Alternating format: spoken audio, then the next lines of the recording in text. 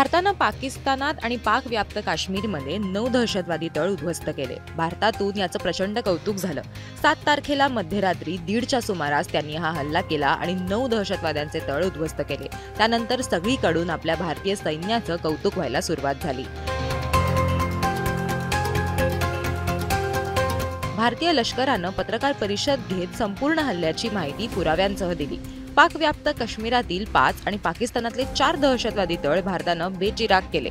Operation सिंधूर राबवल्यानंतर आर्मीच्या colonel Sofia Qureshi आणि wing commander Vyomika Singh यांनी पत्रकार परिषद घेत पूर्ण माहिती दिली होती। पण आजकाल सोशल मीडियावर पटकन व्हिडिओ शेअर केले जातात।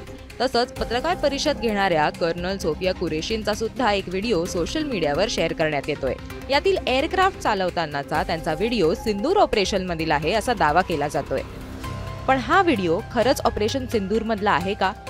मुंबई तकनं फॅक्ट चेक केलं आणि असं लक्षात आलं की हा व्हिडिओ 2021 पासूनच इंटरनेटवर आहे। हा व्हिडिओ अमेरिकेतल्या रिनो एअर रेस मधला मेजर क्रिस्टिना बेओवुल्फ यांचा आहे। या रेस नंतरचे त्यांचे असंख्य इंटरव्ह्यूज सुद्धा YouTubeवर उपलब्ध आहेत।